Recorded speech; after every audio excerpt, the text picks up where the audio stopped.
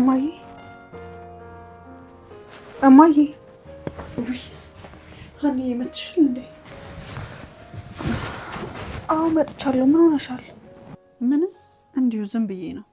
አረበሽኩሽም ብዬ አስባለሁ። እንዴ ሀኒ አንቺ እኮ ልጄ ነሽ፣ እንዴት ነው የምትረብሽኝ? እንዴ እማዬ ልጅ እናቱን አይረብሽም እንዴ? እና አንዲት ሴት ከወለደች በኋላ እኮ ዓለሟ ሁሉ ልጆቿ ላይ ነው። በፍጹም ልጆቿ አይረብሿት። አንቺ እኮ የእናቶች ሁሉ እናት ነሽ።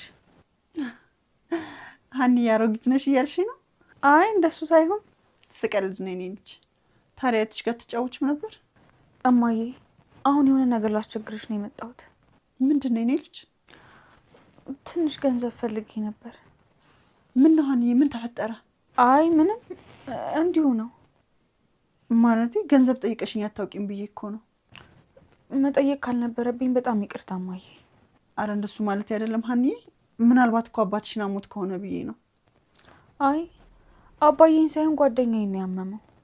ጓደኛዬ? የትኛው ጓደኛሽ? ከደሴ የመጣ ልጅ አለ። እሺ ታዲያ ምንድን ነው ያመመው? እኔ እንዴት እንደምነግርሽ አላውቅም እማዬ። ሀኒ ምን ሆነሻል? ልጁ ኤልያስ ይባላል። የማውቀው ደሴ ያለው ነው። ከዛ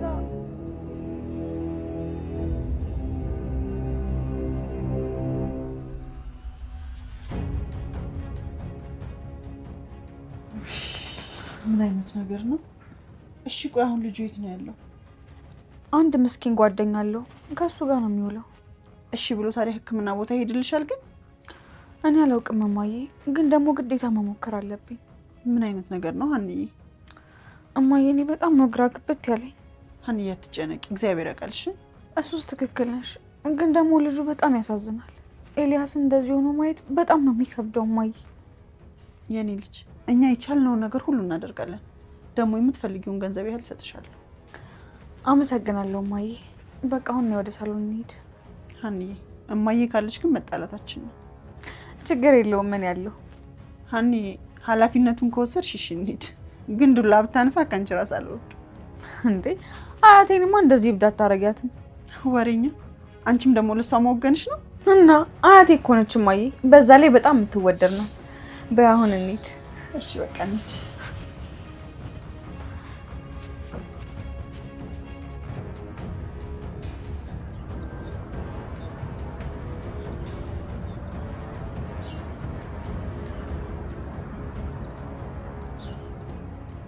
ይሄን ያህል እኮ ቁርሱ ግን አስፈላጊ አልነበረም። እንዴ ምን ነው ልጋብዝ ስላልኩ ከፋህ እንዴ? አይ እንደሱ ለማለት ሳይሆን ምንም አላደረኩልሽም እኮ ለማለት ነው። ያደረከው ነገር እናንተ ምንም ሊሆን ይችላል። ቆይ ምን አድርጌልሽ ነው? መዝሙር ሲመጣበት በጣም ሰይጣን ነው እና እዚህ ባላደር ኖሮ ይገለኝ ነበር። ማታ እንደዛ ብለሽኝ ስለነበር ሌሊቱን ሙሉ ሳስብ ነው ያደርኩት።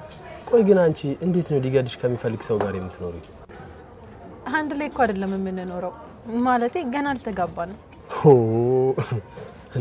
እንዴት ነው ነገሩ? በፍቅርስ ቢሆን? አያይ አልተረዳሁም።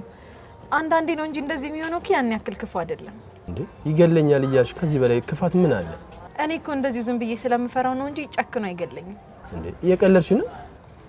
እንዴ የምሬ ነው። እሱ በእኔ አይጨክንም። ይሄን ያለማ ደካማ ሰው አይደለም። ቢገልሽ ኖሮ በህይወት እንደማትገኝ መገመት ያቅተኛል እንዴ? አይ እንደዛ ማለቴ ሳይሆን የከፋ ጉዳት አድርሶብኝ አያውቅም። እሺ ቤቢ አሁን ቁርሱን እንብላ። እሺ ቆንጆ ቁርስ ይመስላል። ማታ ላይ እኮ ለአልጋ ፍራንክ የለኝም ብለሽ ነበር። የቁርሱን ደግሞ ኬት አምጥተሽ ልትከፊ ነው እንዴ? ምን ነው አበድረኝ እንዳልል ፈራህ እንዴ? ምን ይታወቃል። እህቴ ትራንስፈር አድርጋልኛለች። ለአልጋም የከፈልክልኝን እመልስልሃለሁ። እንዴ ታዲያ ማታ ትራንስፈር ማድረግ አትችልም ነበር እንዴ? ከጓደኛዋ ጋር ስለነበረች እንዳረብሻት ብዬ ነው የተውኩት። በይ ምግብ እኮ ቁጭ አለ እንብላው። መቼስ ባጎርስ እምቢ አትለኝ። ይቅርታ አድርጊልኝ፣ እኔ ፈጽሞ ጉርሻ አልወድም። እንዴ መቼስ እዚህ ሰው ሁሉ ፊት አታሳፍረኝ። ምን እያደረግሽ ነው እንዴ? ማጎርስልኝ ከሆነ ግን እስከ ዓለም ፍጻሜ እንደዚህ ብዬ ነው የምቀረው።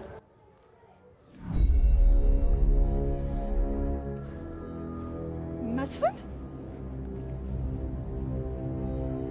ሜላት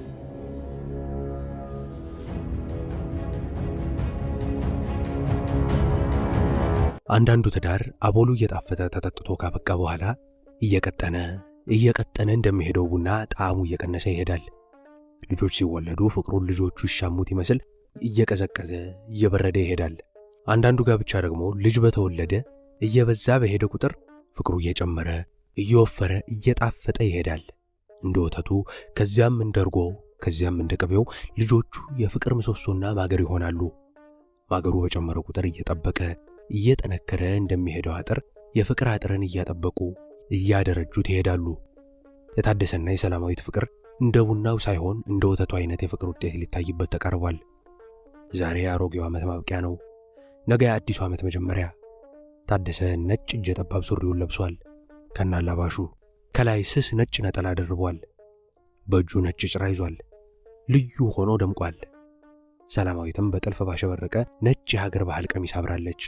ወደ እናታቸው ወደ ማማ ወደሬ ቤት ሊሄዱ ከዚያም ለአዲሱ ዓመት በዓል የተዘጋጀውን ሙዚቃ ሲመለከቱ ለማደር ፕሮግራም ይዘዋል። በወረቀት የተጠቀለለውን ነጭ አረቄ ታደሰ ይዟል። ወደ እናታቸው ቤት ለመሄድ ተያይዘው ወጡ። ሰላማዊት እንደዚያ አምሮባት ሆዷ ገፍቶ ሲያዩት የሰፈሩ ሴተኛ ዳሪዎች ደግሞ እንደ አዲስ ይጠቃቀሱባት፣ በሐሜት እንደ እብድ ውሻ ይነክሷት ጀመር። ያኔ የሴተኛ ዳሪነቱን ኑሮ አንድ ብላ ስትጀምር ለምን እንደኛ ደጆት አልተገተረችም? እሷ ከማን በልጣ ነው? በሌላ ጊዜ ደግሞ ደንበኞቻችንን ነጠቀችብን ባል ስታገባ ደግሞ የሸርሙጣ ሙሽራ አይተንም ሰምተንም አናውቅ፣ ከአንድ ከሁለት ወር በኋላ ይመነቃቀራሉ። ዛሬ እንደዚያ የሚያስቀና አይነት ትዳር መስርታ እንደ ጎመራ አዝመራ ጎርምታ አምሮባት ሲያዩ ደግሞ ዛሬም እንደ ትናንቱ በዲቃው ላይ ያሰረችው መስሏት ነው እኮ። ከምን ያጣደፋት ልጄ? ትዳር በልጅ የሚታሰር መስሏት እኮ ነው። ለመሆኑ ቤቱ ከገባች 9 ወር ሞላው እንዴ? አቤት ከሌላ እርግዛ ነው ቤቱ የገባችው። አሁን ከነዲቃላዋ ነው ወርውሯት የሚሄደው። ከሰው ምላስ እንዴት ማምለጥ ይቻል ይሆን? ሰው ካዳመጡት ምን የማይለው ነገር አለ? አንድ ጊዜ አባትና ልጅ አህያ እየነዱ ይሄዳሉ። ሁኔታውን የተመለከቱ ሰዎች አያችሁ እነኚህ እንጅሎች አህያዋን ባዷን እየነዱ በእግራቸው ሲኳተኑ አይገርምም? እስቲ አሁን ለማይደክማት አህያ አሳቢ መሆናቸው ነው ወይስ ጅልነት ይላሉ። ይህን የሰሙ አባትና ልጅ ደግ እንግዲያውስ እንፈናጠጣት ይባባሉና ለሁለት ተቀምጠው ጉዞ ይጀምራሉ። ይህንን የተመለከቱት ሰዎች ታያላችሁ ጉድ፣ እነኚህን ጨካኞች ምን ነው እንስሳውን ጦር አለው እኮ፣ ምን አለበት ይች እንደ ቃቃ አህያ ለሁለት ተከምረውባት ባይገድሏት። አቤት አጨቃከን፣ አይ ሐዘኔታ ማጣት። እንደገና ይወቅሷቸው ጀመር። እንግዲያውስ ልጅ አንተ ተፈናጠጣት፣ እኔ በእግሬ ሄዳለሁ ይሉና አባት ይወርዳሉ። ይህን ሲመለከቱ ደግሞ አቤት አቤት የዘመኑ ልጆች ልበ ደፈኖች ናቸው እኮ ታያላችሁ። አዛውንት አባቱ በእግሩ እየሄደ እሱ ደረቱን ገልብጦ ተለጥጦ ሲሄድ እንዲህ ያለውን ከመውለድ ቢቀርስ።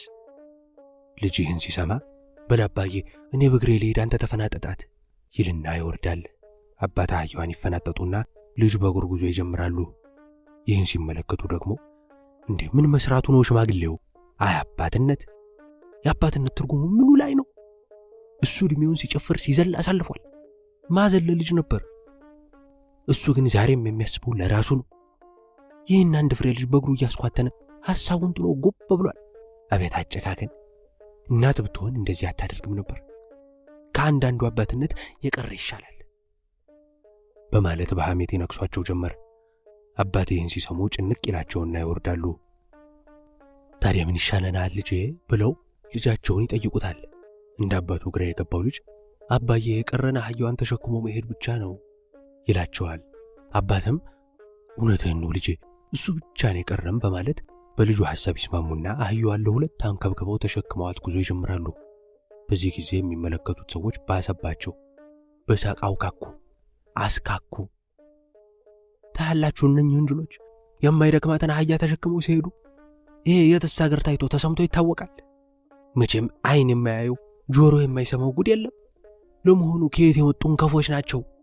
ጉድ ጉድ! በሰፊው አወሩባቸው።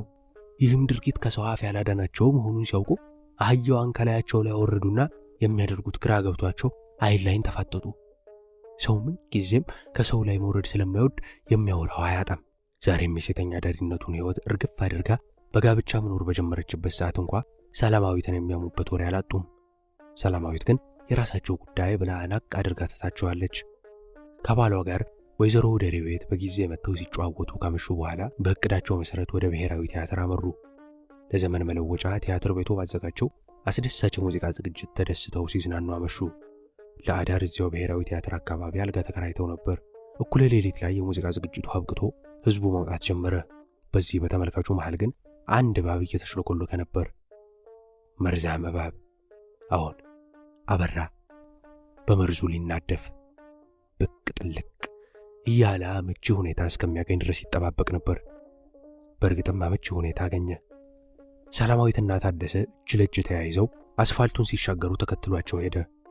የመንገዱ መብራት ለሚፈጽመው እኩይ ተግባር ሰፊ ትብብር አድርጎለት ነበር።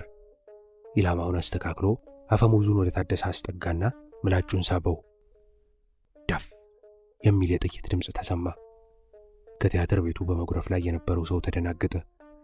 ወዲያውኑ እጅግ ከፍተኛ የሆነ ጩኸትና ለቅሶ ተሰማ። ወይኔ ሰላም! ዝልፍልፍ ብሎ እግሯ ስር በግራ ጎኑ ወደቀ።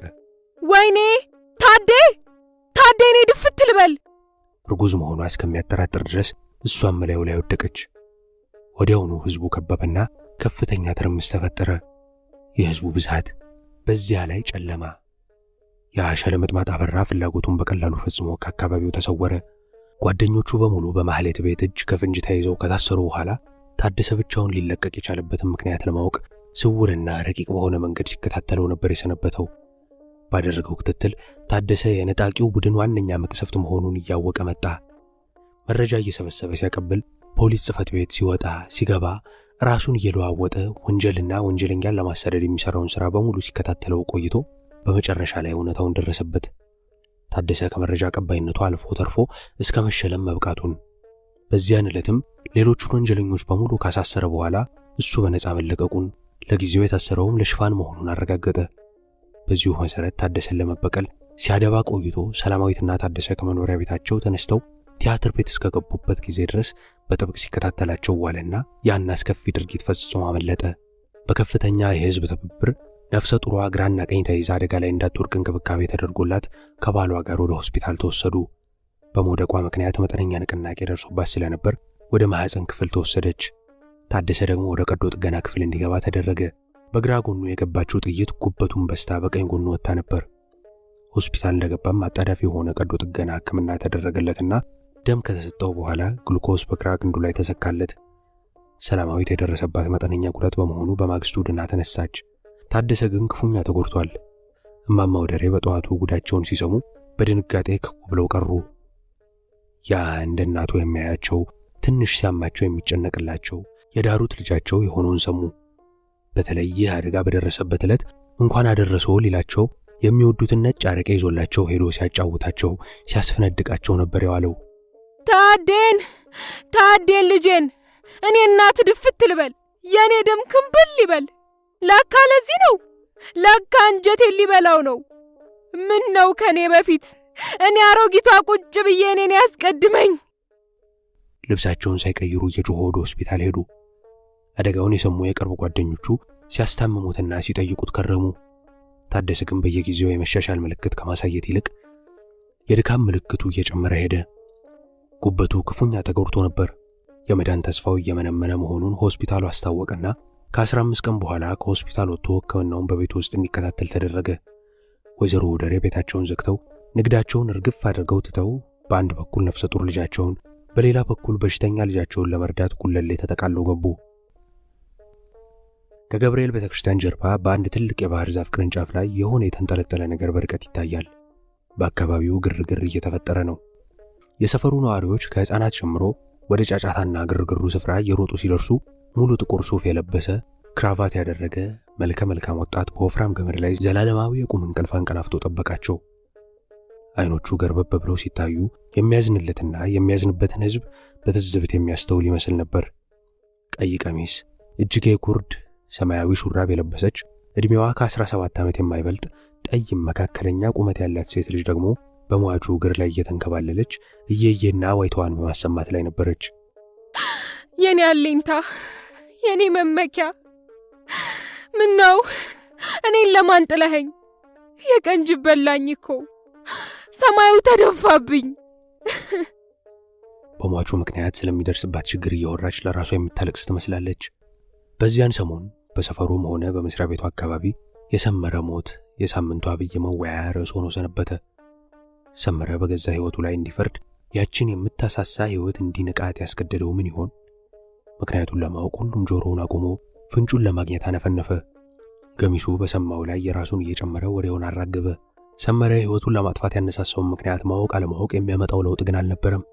የሰመረን የልብ ውስጥ ቁስል ከሚያውቁ ጓደኞቹ መካከል የቅርብ ጓደኛው ሳሙኤል ነበር። ከልጅነት እስከ እውቀት ችግርና ደስታን የተካፈሉ ጓደኛሞች ናቸው። ሳሙኤል፣ ጎረቤቱ ጌዲዮን የጠራው። አቤት። አገር ሰላም ነው ብሎ የጧት ፀሐይ ለመሞቅ በረንዳው ላይ ቁጭ ብሏል። አልሰማህም? ምኑን? የሰመረን። ምን ሆነ? ሰመረ እኮ መኪና ገጮ እንዳትለኝ ጌዲዮን። ደንግጦ ተነሳ። እኔማ ሰምተህ መስሎኝ። መኪና አይደለም ራሱን አጥፍቶ ነው። ከሳሙኤል የወጣ ትንፋሽ አልነበረም። በድን ሆኗል። አንጀቱ ድብን ብሏል። ጌዲዮን ሳያውቀው በቀላሉ ሞቱን ያረዳው ሰው ለሳሙኤል የወንድም ያክል ነበር። በሳሙኤል ጭንቅላት ውስጥ በርካታ የሰመረ ትዝታዎች ተመላለሱ። ሰመረ በልጅነቱ፣ ሰመረ በቄስ ትምህርት ቤት፣ ሰመረ በአንደኛና ሁለተኛ ደረጃ ትምህርት ቤት፣ ሰመረ በዩኒቨርሲቲ። በይዘታቸው አንድ፣ በአይነታቸው ግን ብዙ ሰመራዎች በአይነ ህሊናው ላይ የሄዱበት። ጭንቅላቱም በሁለት እጆቹ ይዞ በቤቱ በረንዳ ጠርዝ ላይ በክርኑ ተደግፎ አንገቱን ቁልቁል ደፍቶ ለረጅም ጊዜ ሲተክዝ ቆየ። ትዝታ፣ የጓደኝነት ፍቅር ከውስጥ እያቃጠሉት እንባ እያቆረዘዙ አይኖቹ ያዘሉትን ውሃ ወደ ታች ለቀቁት። ጌዲዮን የጓደኝነታቸውን ደረጃ ሳያጣራ በመናገሩ አዘነ። ድርጊቱ አንድ ችኩል መርዶ አርጂ ከፈጸመው ድርጊት ጋር ተመሳሰለበት። ሰውየው እናቱ የሞተች ባልንጀራውን በደንቡና በስርዓቱ መሰረት በሌሊት እንዲያረዳ ኃላፊነት ይሰጠዋል። ችኩል መርዶ አርጂ ግን እዚያው መስሪያ ቤቱ ድረስ ይሄድና ሰማ እንጂ ስለ እናትህ ሰማህ እንዴ በማለት ይጠይቀዋል። አነጋገሩ ያስደነገጠው ልጅም ምነው አማማት እንዴ በማለት መልሶ ጠያቂን ይጠይቀዋል። ረግ ሊያውቅ ነው መሰል ይላል ችኩሉ መርዶ አርጂ።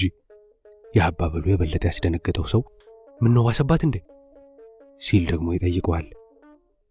ከዚያም ችኩሉ መርዶ አርጂ ጠራጠረ በለው ይላል። በዚህ ጊዜ ልጅ ክፉኛ ይደነግጥና ምነው ሞተች እንዴ ብሎ በድጋሚ ይጮሃል። ችኩሉ መርዶ አርጂም አወቀ በለው ማን አባቱ አረዳ ይል ነው አለና ፊቱን አዙሮ ሩጫውን ቀጠለ። ጌዲዮንም የሳሙኤልን ሁኔታ ሲመለከት በችኩል መርዶ አርጂነቱ ደንግጦ ሊሮጥ ቃቶት ነበር። ተወውቃቸውን እንጂ የቅርብ ባልንጀራሞች መሆናቸውን ቢያውቅ ኖሮ ሞቱን እንዲህ በቀላሉ አያረዳውም ነበር። ሳሙኤል በቀብሩ ዕለት እየየ ብሎ አለቀሰ። ያቺ ሰመረ ራሱን በሰቀለለት እግሩ ላይ ወድቃ ታለቅስ የነበረች እህቱ ልጅም ሕይወት ፊቷን አዙራባት ብቸኝነትና ተስፋ መቁረጥ ከጦር የሾሉ ጥፍሮቻቸውን አንጨፍርረው ሊያንቋት እያንዣበቡባት በለቅሶ ብዛት የሟሸሹ አይኖቿ ነጥፈው ልሳኗ ተዘግቶ በወፍራም ድምፅ ከሳሙኤል ጋር አብራ እያለቀሰች የሰመረ ግብዓተ መሬት ተፈጸመ። የመስሪያ ቤቱ ባልደረቦችና የሟች ጎረቤቶችም በሚገባ አጅበዋቸው ነበር። ሰመረ ከመሞቱ በፊት በጎች የሚጠብቅ ትንሽ ልጅ ሁለት የተለያዩ ወረቀቶች አስጨብጦ ወደ ቤት ልኮት ነበር። አንዱ ለእህቱ ልጅ ለዙሪያሽ፣ አንደኛው ደግሞ ለፍቅረኛው ለእመቤት የተጻፈ ነው። እንካ ከረሜላ መግዣ ብሎ ሳንቲም ሲያስጨብጠው ትንሹ ልጅ በጎቹን ጥሎ መልእክቱን ለማድረስ እንደ ወፍ በረረ። አሁኑኑ አንብቢ ብለውሻል ጋሼ ሰመረ ብሎ ሰጣት። ዙሪያሽ ልብስ እያጣበች ነበር። ልቧ ድው ድው ድው የሚል ድምፅ አወጣ። የሚል ድምፅ ሰጠ። ፊቷ ልውጥውጥ፣ ትንፋሿ እጥር አለባት። እጇ ለምን እንደሆነ ሳታውቀው ተንቀጠቀጠባት። ይህን አዲስ ሁኔታ ለማወቅ ወረቀቱን እንደምንም ገለጠችው። ሰመረ በአገር በከተማ ውስጥ እያለ ማስታወሻ ጽፎላት አያውቅም ነበር። ዙሪያሽ እህቴ፣ እመቤት፣ በዚህ አድራጎቴ ምክንያት የሚደርስብሽን ችግር ሳላጤነው ቀርቼ እንዳይመስልሽ። ግን ምን ላድርግ? ፍቅርን አጥቶ ኑሮ ስሩ የተበጠሰ አበባ እንደማለት ነው። ቀስ በቀስ እየተወለገ ውበቱ እንደሚጠፋ አበባ። ፍቅሬን እመቤትን አጥቼ የምኖረው ኑሮ ሊሆንልኝ አይችልም። የተማረ ነው እንዴት ለፍቅር ሲል ራሱን ያጠፋል ለሚሉ አያደርስባችሁ ብሏችኋል በይልኝ። ይችኛዋን ደብዳቤን ደግሞ ለእመቤት እያደርሽልኝ። በየጊዜው ከመሰቃየት አንድ ጊዜ የስቃይን ገፈት ጨልጦ መገላገል ይሻላል ብዬ ወስኛለሁ። ለእመቤት ወላጆች እንኳን ደስ አላችሁ በይልኝ። ኑሮን ለመኖር ታገለሽ በአሸናፊነት ለመውጣት ጽናቱን ይስጥሽ። ሊፈልገኝ የሚመጣ በገብርኤል ቤተክርስቲያን ጓሮ በአንዱ ዛፍ ላይ ያገኘኛል። ደህና ሁኝልኝ። የልጅነት ፍቅረኛው እመቤትን ወላጆቿ ለሌላ ሰው ሊድሯት ቀለበት እንድታሰር ካደረጉ በኋላ እስከ ዛሬዋ ዕለት ድረስ ታገሰና ምንም መፍትሄ እንደሌለው ሲያውቅ ሌላ አጋርና ረዳት የሌላት የሟች እህቱን ልጅ ዙሪያሽን ለብቻዋ ጥሎ ራሱን ሰቅሎ ሞተ። ቡልቻ ቀጣሪና ተቀጣሪ አገናኝ ጽሕፈት ቤት ትላለች በጣውላ የተመታችና ቡናማ ቀለም የተቀባችው ኪዮስክ መሳይ የቀጣሪና አስቀጣሪው ቢሮ።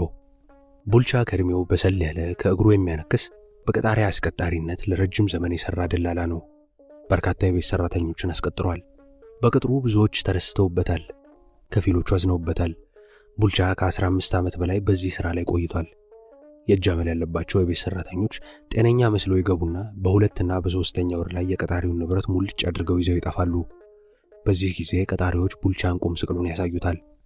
እስከ ዛሬ ድረስ በቡልቻ አማካይነት የተቀጠሩ የቤት ሰራተኞች 90 ከመቶዎቹ የወንደላጤ ቤት ፈላጊዎች ናቸው። እድላቸው ከቀና መጀመሪያ በኩሽና ገረድና ቀስ በቀስ ደግሞ በጭን ገረድነት ከዚያም በደረጃ እድገት በሚስትነት የሚጠቃለሉ ቁጥራቸው ጥቂት አይደለም። በተለይ ትንሽ ውሃ እየወሳሰደ የሚገባው ወንደላጤ ከሆነ ከብዙ ቀን አንድ ቀን ነሸጥ አድርጎት ማንጎዳጎዱ የማይቀር ነው። በዚህ ምክንያት ብዙዎቹ የወንደላጤውን ቤት ይፈልጉታል። በዚህ ላይ ደግሞ ቁጥጥር የለም። ሽንኩርት አለቀ፣ ጨው በርበሬ ጠፋ፣ ቅቤው ተሟጠጠ፣ ጣጣ ጭቅጭቅ የለም። አልቋል አምጣ ብቻ ነው የሚያስፈልገው። ሸጋው ወንደላጤ መንገዶት ከኪሱ መዥረጥ አድርጎ ጥያቄውን ያሟላል። ዛሬ በቡልቻ የቀጣሪና አስቀጣሪ ጽሕፈት ቤት ውስጥ 3 ሴቶች ጉብ ብለዋል። ጤና ይስጥልኝ አቶ ታደሰ አለ ቡልቻ። እንደምን አመሻህ አቶ ቡልቻ፣ ብዙ ተመላለስኩብህ መሰለኝ። ቡልቻ ዛሬ ፊቱ ፈካ ብሏል። ለሱ ትሆናለች የሚል ግምት ያደረባትን ልጅ አዘጋጅቶለት ነበር። አረፍ በል እስቲ።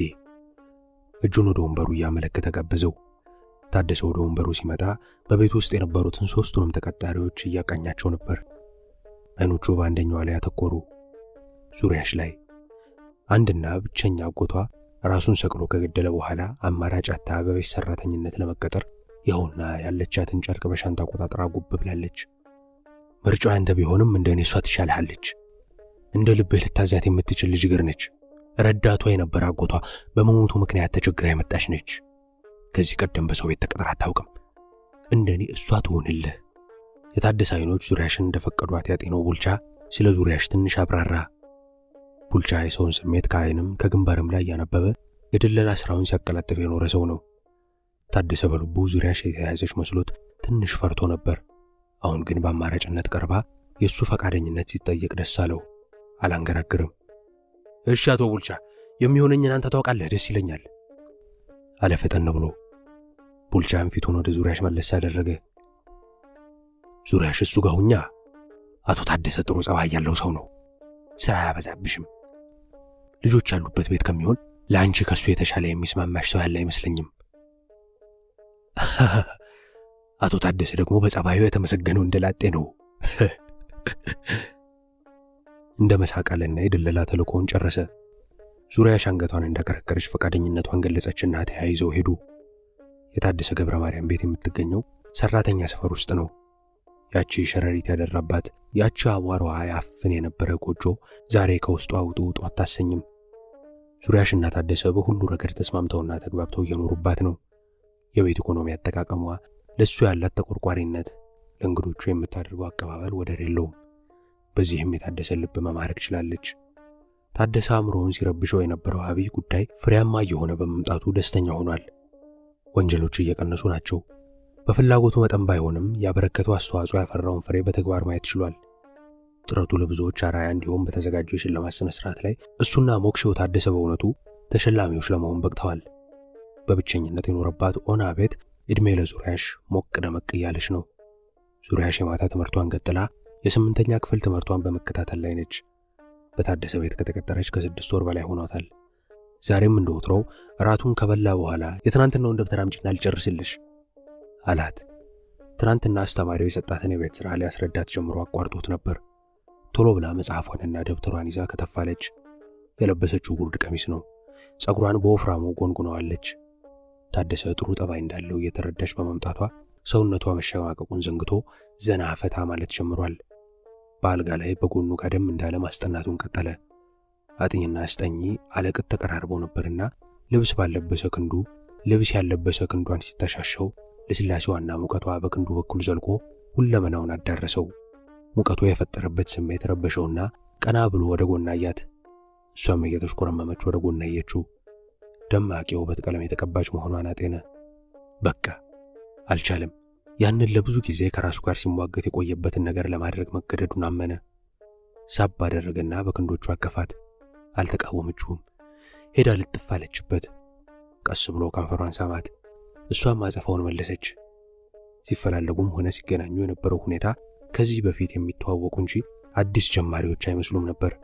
ምግብ አብሳዩ እንጂ አቸው አለመሆኗ እየተሰማት እየተሸማቀቀች ለብዙ ጊዜ የቆየች ቢሆንም አስገዳጁ የጾታ ማግኘት ሳታስበው በስሜት አጋግሎ ሰሜን ጫፍና ደቡብን አሳስቦ በድንገት ሲያስተቃቅፋቸው ምን ታደርግ? ከዚያም እግሮቿን በእግሩ ከታች ወደ ላይ ቢያስፈነጥራቸው ተወርውራ ሄዳ አልጋው ላይ ከግራ ጎኑ ወደቀችና ከደረቱ ተጣበቀች።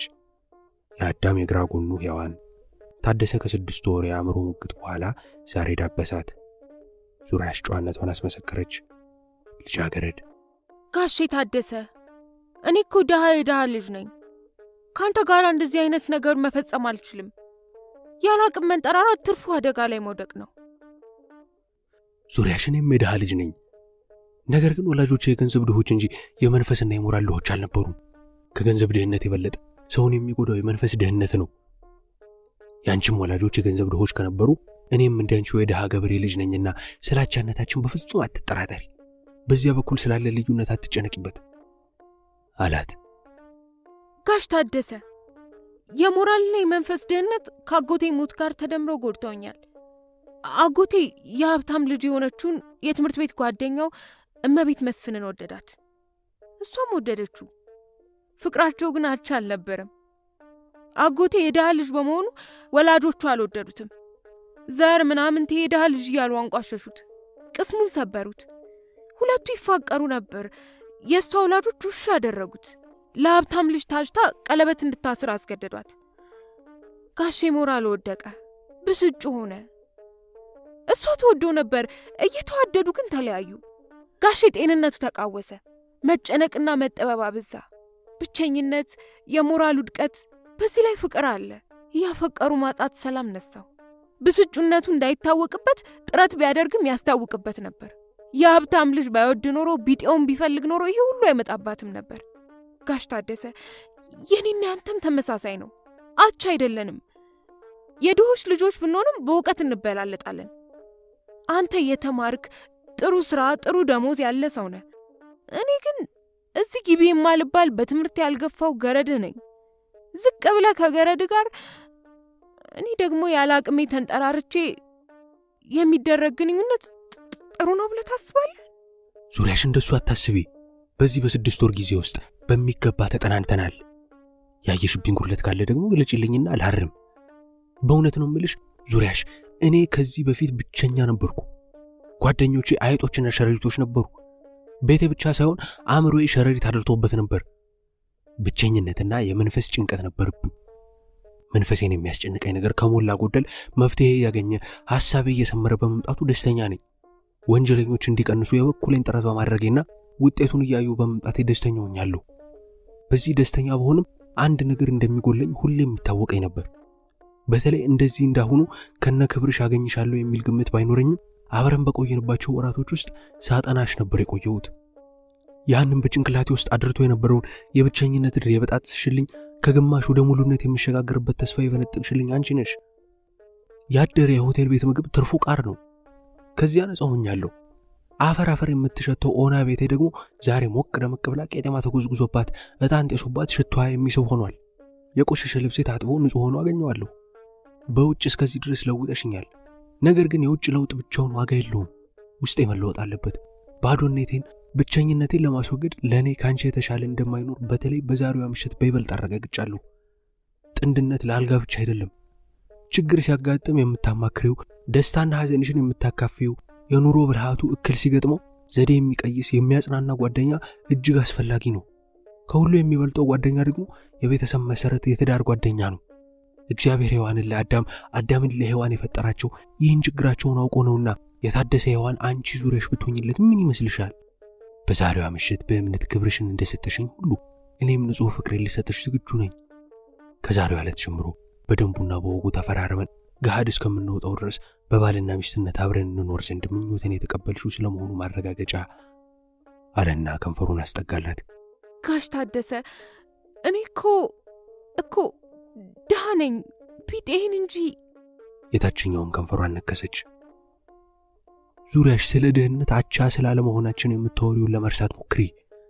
እንደሱ እያልሽ አታስጨንቅኝ። ድህነት በድካማችን ውስጥ የሚዘዋወር አብሮ የተፈጠረ ወይንም እንደሚባለው የ40 ቀን ዕድላችን አይደለም። ድህነትን በስራ ልንደቁሰው እንችላለን። የእመቤት ወላጆች ሌላ፣ እኔና አንቺ ደግሞ ሌላ ነን። የአጎትሽ ሞት ያስከተልብሽ ስነ ልቦናዊ ጫና ቀላል እንዳልሆነ ይሰማኛል። የእመቤት ወላጆች የገንዘብ ሀብታሞች ቢሆኑ የእውቀት ድሆች ሊሆኑ ይችላሉ። ከገንዘብ ድህነት የከፋው ደግሞ የአእምሮ ድህነት ነው። እኔና እሱን አታወዳድሪን። ቢያንስም ቢበዛም ፊደል የቆጠርኩ ነኝና የፍቅርና የገንዘብን አንድነትና ልዩነት ጠንቅቄ ያውቃለሁ። ሁለቱም ለሰው ልጅ ህልውና አስፈላጊ ናቸው። ገንዘብ ያለበት ፍቅር አይጠላም፣ ማለፊያ ነው። ፍቅር የሌለበት ገንዘብ ግን ገንዘብ አይደለም፣ አያረካም። እመቤትን ወላጆቿ ገንዘብ ላለው ሰው አሳልፈው ቢሰጧት የምትረካ እንዳይመስልሽ። ዋናውን ግምት የምትሰጠው ለፍቅር ነውና ሁሌም ደስተኛ ልትሆን አትችልም። የኔና ያንቺ ፍቅር በእኛነታችን በመዋደዳችን እንጂ በገንዘብ ወይንም በእውነት ልዩነታችን ሊላካ አይችልም። ይህን ድህነት የሚል አእምሮሽ ሊረሳው ያልቻለውን መዝሙር አስወግጂ። የኔ ደሞዝ የዕለት ጉሮሯችንን እየዘጋ አንቺን እያስተማረ ሰው በመሆን ጥረታችን ውስጥ በደንብ ሊያንቀሳቅሰን የሚችል ነው። እውነተኛ ፍቅር በመካከላችን እስካለ ድረስ እንደ ሰማይ ርቆ የሚታይሽ ሀብታምነት በቀላሉ እንደምንደርስበት ተስፋ አድርጊ። እንግዲያውስ የዛሬው ድርጊታችን በድንገተኛ ቅብጠት ያልተፈጸመ ከሆነና ቀደም ሲል ከልቤ ያሰብክበት ከሆነ ስለ እውነት እላለሁ ታደሰ፣ ለትዳር ከተመኘኝ ካንተ ካቻ የዕድሜ ጓደኛዬ ሌላ የትዳር አጋሪ የሚሆን በፍጹም አልመኝምና እንደወደድኩ የምትወደኝ ከሆነ አብሬህ በትዳር ለመኖር በደስታ የተቀበልኩ ለመሆኑ። በጭኖቿ መካከል የሚሰማትን የህመም ስሜት ዋጥ አድርጋ እያቃሰተች ያስጠጋላት ጉንጩን ሳመችው። ከዚያች ሌሊት ጀምሮ ታደሰና ዙሪያሽ ባልና ሚስት ሆነው ሊኖሩ ተስማሙ።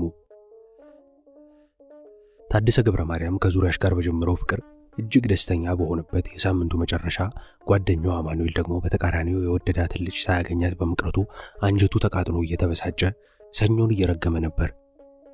ብላክ መንደይ። አማኑኤል ሲጨልጥ ያመሸው አልኮል ጭንቅላቱን መሸከም እስከሚከብደው ድረስ በጥብጦታል። በትናንትናው አጋጣሚ ሲስቅ፣ ሲበሳጭ፣ ሲጸጸት ነው ያደረው። አሁንም የሚያሰላስለው ስለሱ ነበር። በዚሁ መሃል ስልኩ አቃጭለና አነሳው። አሎ ኤሚ፣ እንደምን አደርክ? አጎቴ ነበርኩ። ምን አይነት አጎት? በመገረም ራሱን ጠየቀ። ለመጀመሪያ ጊዜ በተዋወቁበት ዕለት ምሽት ከሶስና ጋር በአንዲት ጠባብ ክፍል ውስጥ አፍ ለአፍ ገጥመው ሲጫወቱ ነበር ያመሹት። መጠጡ ያሞቃል፣ መተቃቀፉ መተሻሸቱ ያሞቃል፣ የሚወራው ወሬ ያሞቃል። የውስጥ ስሜት ሕዋሳት አንቴናቸውን ዘርግተዋል። እንደ ፍላጎታቸው በፍጥነት ለመቀዝቀዝና በፍጥነት ለመብረድ ግን ሁኔታው አመቺ አልነበረም። ጓደኛዋ አዜብ አብራት ነበረች። ሶስና አማኑኤልን በማራኪ አይኖቿ፣ በውብ ጥርሶቿና በአማላይ ከንፈሮቿ ስታማልለው ነበር ያመሸችው። በዚሁ መሃል በሉ እንሂድ አለችና አዜብ ለመውጣት ተዘጋጀች። ምን ነው? አማኑኤል መስጨት አለ። በቃ የዛሬው የትውውቅ ፕሮግራም ነው፣ በሌላ ጊዜ ቀጠሮ ይዘን በሰፊው እንጫወታለን። ሶስናም በአንድ ቀን ትውውቅ መውጣት የሚያሰጠውን ግምት ታውቃለች። ኢዚ ጎይንግ መባልን ስለማትፈልገው ጓደኛዋን ተከትላ ተነሳች። አማኑኤል የስልክ ቁጥር የተቀበላት መለየታቸው የግድ መሆኑን ካወቀ በኋላ ነበር። ሶስና በጓደኛዋ ተጽዕኖ እንጂ ልቧ ከአማኑኤል ጋር መቆየቱን ፈልጎት ነበር። ያ ምሽት በዚያ ሁኔታ አልፎ ትናንትና ሁለቱ ብቻቸውን ተቀጣጥረው የተገናኙት እንደ ልባቸው ለመጫወት ነበር። አማኑኤል በቀጠሮ ቦታ ጥግ ይዞ በሚገቡና በሚወጡ ኮረዳዎች ላይ አይኖቹን እያንከራተተ ሲጠብቃት ዋለ። 360 ዲግሪ ሲሽከረከሩ የዋሉ አይኖቹ ደክመዋል። የቀጠሮ ሰዓት አልፏል። ብስጭት ብሏል። በተለይ ሴቶች ቀጠሮ ማክበር ለምን አይሳካላቸውም? ቀጠሮ ያለ ማክበር በሌላ ሰው ሕይወት ላይ የሚፈጸም የጊዜ ሌብነት መሆኑ ስላልገባቸው ራሱን ደጋግሞ ጠየቀ። ትዕግስቱ እየተሟጠጠ ቢመጣም ልቡ ሊጨክን አልቻለም። በንዴት ቢቅኖጥነትም ተስፋ ቆርጦ የተነሳው መንፈሱ እንጂ አካሉ ንቅንቅ አላለም። ትዕግስቱ መራራ ብትሆንም ፍሬዋ ግን ጣፋጭ ሆነ። ሶስና ብቅ አለች። ልቡ በደስታ ስንጥቅ ያለች መሰለው። ዛሬ ደግሞ ጾም ድንቆላን የመጣችው ሆነ ብላ አንጀቱን ልትበላ ይሆን? የለበሰችው ስስ ታይት ሱሪ እህል በልቶ ያደረ ከማይመስለው ወገቧ ወረድ ብሎ በኩራት የሚደንሰው ዳሌዋን ውብ ቅርጽ በጉልህ ያስነብባል። ያን ረጅም ሐር መሳይ ፀጉሯን ቁልቁል በጀርባዋ ለቃ የተቃረበችው ስትመጣ ከደስታው የተነሳ የፈገግታ ብርሃን የሚፈነጥቅ ሮቦት መሰለ። ፍልቅልቅ እያለች አጠገቡ ስትደርስ ከሷ ብሶ አረፈው። ያ ሁሉ ብስጭት የት እንደገባ አይታወቅም። በሳቅ ተንከተከተ። በደስታ ግንባሩ ሳቀ። ቆየሁ አይደል ኤሚ? ይቅርታ። አጠገቧ ያለውን ወንበር ሳብ አድርጋ ተጠጋችው። የተርከፈከፈው ሽቶ መዓዛ የውበቷ አድናቂ በአንድ ቀን ትውውቅ የፍቅሯ ምርኮኛ በሆነው በአማኑኤል አፍንጫ ሰተት ብሎ ገብቶ እንደ ርችት ተተኮሰ። ከዚያም ለመላ ሕዋሱ የእርካታ ስሜትን ፈጠረለት። ምን ነው ዘገየሽ? ለነገሯ ያክል ጠየቃት እንጂ ደስ ስላለኝ የሚል ደረቅ መልስ ብትሰጠው እንኳ ቅር የሚሰኝ አልነበረም። ፀሐይዋ ለመጥለቅ ተቃርባለች። ደማቅ ቀይ ሆና በተፈነጠቀው ህብረ ቀለም አሸብርቃ የስንብት እጆቿን እያውለበለበች ቦታውን ለጨለማ ለማስረከብ ዝግጅት ላይ ነበረች። አማኑኤል የቆንጆዎች ቁንጮ ሆና በመጣችለት በሶስና ገላ ውስጥ እንደ ቅቤ ለመቅለጥ የነበረው ስሜቱ በእጥፉ ጨምሯል። በዚያ ሆቴል ውስጥ ከዚያ በላይ መቆየት አቃተው። ቦታን ቀየር ሶሲ አላት። እሺ ኤሚ። ፈጠን ብላ ተነሳች። ከራስክሪን ሆቴል ተያይዘው ሲወጡ ያን ጭብጥ የማይሞላ ወገቧን በእቅፉ ውስጥ አስገብቶ በስሜት እየተንሳፈፈ ነበር። ሐሳቡ ሁሉ በቀጣይ አስደሳች ፕሮግራማቸው ላይ ተጠምዷል። ሶስናም እንደዚያው ቶሎ ብለው ታክሲ ይዘው ከአካባቢው ሊሰወሩ ሲጣደፉ አንድ ግዙፍ ሰው ሶስናን በጥቅሻ ጠራት። ሶስና ከአማኑኤል እቅፍ ውስጥ ሹክክ ብላ ወጣችና ወደ ሰውየው ሄደች። ሰውየውና ሶስና ክርክር ጀመሩ። የእሷ ፊት ቀልቷል። የሰውየው ፊት ተለውጧል። የንዴት እሳት ይተፋል። ሁኔታው ቀስ በቀስ እየበረደ መጣ። የሰጠችው ምክንያት ያጠገበው ይመስላል። እየቀዘቀዘ ሄደ። ዘመዴ ነው እኮ ኤሚ። ሸውጄው ነው የመጣሁት። ስላስጠበቅኩ ይቅርታሽ። ሙሉ ለሙሉ የእሷ ባልሆነ አንደበት አማኑኤል ከአንበሳ መንጋጋ ተፈልቅቃ የመጣች ያክል ደስታ ልቡን አሞቀው። እንዲህ በቀላሉ ይለቃታል ብሎ አልገመተም ነበር። ርቆ እስከመሄድ ድረስ በዓይኖቹ ተከተለው። የማይመለስ መሆኑን ሲያረጋግጥ ጥርሶቹን ብልጭ አድርጎ ፊቱን አዞረ። እውነት ዘመድሽ ነው? እየፈገገ ኤሚ ሙት ዘመዴ ነው። ግብ ግብ ቢፈጠር የአንጋራ የሚያከል ሰው የሚቋቋምበት አቅም አልነበረውምና ትቶለት መሄዱን አላመነም። ከዚያ ቦታ በፍጥነት ለማምለጥ ታክሲ ታክሲ ብሎ ተጣራና ቀና አለ። የሶስና አይኖች ማደው ላይ ተተክለው ነበር። እሱም እሷን ተከትሎ ማደው ላይ አይኖቹን አሳረፋቸው። ሶስናም አማኑኤልም የፈሩት አልቀረም። ሰውየው ከንክኖት ወደ ኋላ ተመልሶ ነበር። ከሩቅ ቆሞ በእጁ ተጣራት። ሶስና እግሯ በፍርሃት እየተሽመደመደ ጭራውን እንደተመታ ውሻ አንገቷን ቀብራ ወደፊት ተራመደች። የአማኑኤል ልብ በስጋት ተናጠች። ምን ሊላት ይሆን? ለብቻው እያወራ ሁኔታውን በታዛቢነት ይመለከት ጀመር። ሶስና ሰውየው ጋር ደረሰች። ክርክር ተጀመረ። ክርክሩ እየጠነከረ መጣ። በእጇ መወራጨት ቀጠለች። የአማኑኤል ልብ ምት ፍጥነቱን ጨመረ። ክርክሩ ወደ ንትርክ መለወጡን አስተዋለ። አይ ጉድ አለ። ሮጦ ሄዶ ሊያስለቅቃት ፈለገ። ግን የጥንቸልና የዝሆን ጸብ ሆኖ የገዛ ጥርሶቹን እንዳይወልቃቸው ፈራ።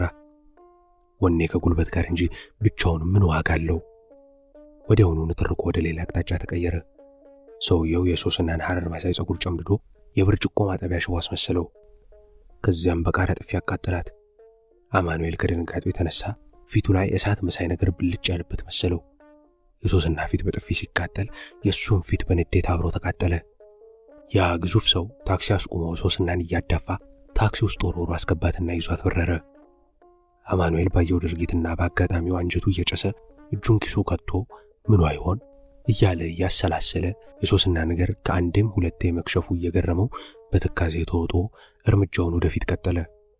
እሷ እንዳለችው ግን ዘመዷ ሊሆን እንደማይችል ገምቷል። አጎቴ ነበር እኮ ኤሚ። በአእምሮ ውስጥ የገደል ማሚቶን ሲያስተጋባ ተሰማው።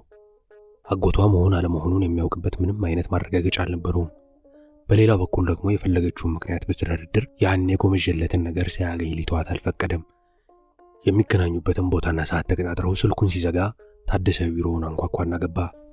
የታደሰ ፊት በደስታ በርቷል። የአማኑኤል ፊት ግን ገርጥቷል። በትናንትናው ሶስና ብስጭት አልኮል ጠጥቶ ያለ ፍላጎቱ ከሴተኛ ዳሪ ጋር አድሮ ፊቱ ጭስ መስሏል። አይ ታደ ቁጭ በል እስኪ ብላክም እንዴ አለ አማኑኤል በእጁ ወደ ወንበሩ እያመለከተው። ኖ ብራይት መንዴ ብላክም ብራይትም የምናደርገው እኛው ነን እንጂ ቀኑ ያው ቀን ነው። እሺ ተው እንጂ ታዴ፣ ደግሞ ስለ ሰኞ መሟገት ጀመርክ። አንተ የማትሟገትለት ነገር ምን ይሆን በእናት? ታደሰ በቅዳሜውና በእሁዱ ረክቷል። ዙሪያ በልጃገረድነቷ አግኝቷት ከቅዝቃዜ ወደ ሙቀት የገባበት ሳምንት በመሆኑ ብላክ እያለ እንዲያጠላላበት አልፈለገም። እሺ እንዴት አለፈ ሳምንቱ? ከምን ጊዜውም በበለጠ ሁኔታ በደስታ። ለእኔ ደግሞ ከምን ጊዜውም የበለጠ ደባሪ የሳምንት መጨረሻ ነው። ምን ነበረበት አንተ የኔን እኔ ደግሞ የአንተን ቦታ ተለዋውጠን በሆነ ኖሮ። አንተ ሁልጊዜ መደሰትን ትፈልገዋለህ አይደለም? እኔ ደግሞ ያለፈውን የሳምንት መጨረሻ ለማንም አሳልፌ የምሰጠው አልነበረም። ለመሆኑ እንደዚህ የሚያስፈነድቅ ምን አዲስ ነገር ተገኘ? ሚስት፣ የትዳር ጓደኛ? አትቀልድ። ይህን ያክል? አሁን አማኑኤል፣ ግማሽ ነበርኩ፣ አሁን ሙሉ ሆኛለሁ። ቆንጆ ናት ለእኔ። ለሌላውስ ቢሆን ስለ ሌላው ምን አገባኝ? ለእኔ ቆንጆ ከሆነች በቃ። ዋናው ቁንጅና ደግሞ መልክ ሳይሆን ቆንጆ ጸባይና ቆንጆ ስነ ምግባር ነው። ቆንጆስ አመለጠ። ወይኔ አማኑኤል፣ ስልኩን ስዘጋው ነው እኮ የመጣው። ሰው መሰለች። ሞናሊዛን ቁጭ ነበረች። ግን ምን ያደርጋል፣ ሚስ አረኳት። አጎቷ አገኘንና ያጋጨ ይዟት ሄደ። እንኮይ ከአፋ አስተፍቶ እንደመውሰድ ነው እኮ። አይ አማኑኤል፣ ለመሆኑ በዚህ ሁኔታ እስከመቼ ልትዘልቅበት አስብ? በየቀኑ አዳዲስ ሚስት፣ በየቀኑ አዳዲስ ብስጭት፣ በየቀኑ አዳዲስ መጠጥ ቤት። ባክተው አዲሱን ነው ልጦ መብላት። አሮጌማ ያስረጃል። አይምሰልህ አማኑኤል፣ አመጣጤ ሚስት ማግኘቴን በጠዋቱ ላበስርህ። በሚቀጥለው ወር በማዘጋጃ ቤት በሚደረገው የቀለበት ስነ ስርዓት ላይ በሚዜነት እንድትገኝ ልጠይቅህና አንተም ስለ ራስህ እንድታስብበት ላሳስብህ ነው። እውነትን ነው እንዴት አደሰ? እስከ ዛሬ የማናውቃት ምን አይነት ሰው ነች? እባክህ ተማሪ ነች። በቤቴ ውስጥ በሰራተኝነት የቀጠርኳት ዙሪያሽ። እኔ አላምንም። ገረድን ጭንቅላቱን ይዞ ጮኸ። ለእኔ ወደር የማገኝለት የፍቅር ጣዖት የሆነ አግኝቻታለሁ። እንደ ዶሮ በሴተኛ ዳሪው ቆጥ ላይ እየሰፈሩ ከመባከን በትዳር ተወስኖ መኖርና ራስን ለቤተሰብ ኃላፊነት ማዘጋጀት አማራጭ የሌለው ነው። የሰው ልጅ በእድሜ ዘመን ውስጥ ዋነኛ የህይወቱ ቅመም ትዳር ነውና በትዳር ለመኖር ስለወሰንኩ ይህንኑ ልንገርህ ብዬ ነው። በዚሁ መሃል የቢሮ በር ተንኳኳ። ትዕግስት ነበረች። ታደሰ አለቃህ ይፈልጋል። መልእክቱን አደርሳ ያንን ጠብደል መቀመጫዋን እያገላበጠችው ተመለሰች። በላ አማኑኤል፣ ለማንኛውም አስብበት። እሺ ቻው። እጁን አውለብልቦለት ትዕግስትን ተከትሎ ወጣ። ባሌ በሬሳ ከ4 ዓመታት በፊት ከቀኑ 10 ሰዓት ተኩል አናቱ ላይ በጸጥታዋ የምትታወቀው በሬሳ በኡታ ተደበላለቀች። ሰማዩ በነጎድጓድ ድምፅ ታረሰ። በሬሳ ወልዳ አሳድጋ ለከፍተኛ ቁም ነገር ያበቃችው ተወዳጅና ብርቅዬ ልጇን እንደ ክፉ ድመት መልሳ ወደ ማህፀኗ ልታስገባ አፏን በሰፊው ከፍታ አዛጋች። መልአከ ሞት አስገምጋሚውን የነጎድጓድ ድምፅ አሰምቶ በመቅሰፍት በትሩ የአስካልን ልብ ያለ ርኅራኄ በረቃቀሰው። ልጇን አፍቋት በህልሟ እየተመላለሰ ሲያቃዣት ከረመና ናፍቆቱ አይኗን ሊያወጣው ደረሰና ዳቦ ቆሎ ቆርጣ አዘጋጅታ ወደ አዲስ አበባ ሄዳ ልጇን ቅፍ አድርጋ ለመሳም ቸኩላ ዝግጅቷን በማፋጠን ላይ ነበረች። ያ እንደ ነፍሷ የምትወደው የምትሳሳለት ልጇ ግን መንገዱን ሊያስቀርላት አዲስ አበባ ድረስ ሄዳ እንዳትንከራተት ድካሙን ሊቀንስላት በእንጨት ሳጥን ተሞሽሮ ወደ እሷ እየገሰገሰ ነበር። ዘይኑን አማረችንና ባልንጀሮቹን የጫነው አውቶቡስ ከቀኑ 10 ሰዓት ተኩል ላይ በሬሳ ሲደርስ መንደሪቱ በጩኸት ታመሰች። እማዬ፣ እማምዬ፣ ጉድ ሆንን! ወንድም ጋሼ፣ ጌትዬ፣ ጌትሽ፣ የኔ ፍቅር። እናቷ አስካላ አስቀድሞ ምንም ፍንጭ እንዲደርሳት ሳይደረግ ተዘጋጂ፣ ተጠንቀቂ ሳትባል ሳይነገራት መዓት ወረደባት። ምጽአተ ቁጣውን ያዘረጋው የሰቆቃ ጭጋግ ጥቁር ደመናውን በደሰሳ ጎጆዋ ላይ በድንገት አጥልቶ እንደ ንስር አሞራ ሲያንዣብብ ቆየና በከፍተኛ ጭካኔ መዓት እርግማኑን እንደ በረዶ ያዘንብባት ጀመር። የመኩሪያ አደራ ስትል የኖረች እናት ከሷ በፊት ትንሹ ልጇ እሷን ቀድሞ አባቱን ጠያቂ ይሆናል ብላ ለደቂቃ እንኳ አስባ አታውቅም ነበር። እንኳን ሞቱ ረጅም እንቅልፍ የሚያስጨንቃት ልጇ ጉንፋን ስለመታመሙ ወሬ ሳትሰማ አስከሬኑን እንድትሸከም ሲፈረድባት ምን ይባላል? ያልፍልኛል ብሎ ደፋ ቀና ሲል ከርሞ በማዕረግ የተመረቀላት ልጇን ደስታ አጣጥማ ሳትጨርስ ከጎኗ በድንገት ስታጣው የሚሰማትን ስሜት ምን ቃላት ሊገልጡት ይችላሉ? ምናልባት በአስካለ ላይ የደረሰባትን ሰቆቃ ምሳ ቋጥሮ አቅፎ ስሞ ትምህርት ቤት የሸኘውን ሕፃን ልጁን በመኪና አደጋ የተነጠቀ ወላጅ ለወሊድ ሆስፒታል ይዟት የገባ ጤነኛ ሚስቱን አስከሬን በድንገት የታቀፈ አባወራ፣ በሰርጓ ዋዜማ እጮኛዋ በተኛበት አልጋ ላይ እስትንፋሱ ተቋርጦ ያገኘች ሙሽራ የበለጠ ሊረዷት ይችሉ ይሆናል። በዳግማዊ ምኒልክ ሆስፒታል የተደረገለት ጥረት ሳይሳካ በመቅረቱ በሶስተኛ ቀኑ በዚያው በሆስፒታሉ ውስጥ እንዳለ ሕይወቱ ያለፈው ልጇ አስከሬኑ ተጭኖ መምጣቱና ከሷ ቀድሞ ከአባቱ መቃብር አጠገብ የቀብር ስነ ስርዓቱ በሕዝብ ፊት በአደባባይ ተፈጽሞ አፈር መልበሱ በጋድ እየታየ ለደቂቃ እንኳ ሞቱን አምና መቀበል ተስኗት በድን ሆና ቀረች። በቀብሩ ዕለት የአማረችን አሳዛኝ የለቅሶ ዜማ የእናቱን ሁኔታ፣ የእህቱን እሪታ ሰምቶ አንጀቱ ያልተርገፈገፈ በእንባ ያልተራጨ በየጉሮሮ ያልተዘጋ አልነበረም። ለዚያ ምግባረ ሰናይ ልጅ፣ ለዚያ አመለሸጋ ልጅ፣ ለዚያ ትህትናው ለተመሰከረለት ልጅ፣ ለዚያ ገና በለጋነቱ የአባቱን አደራ ሊወጣ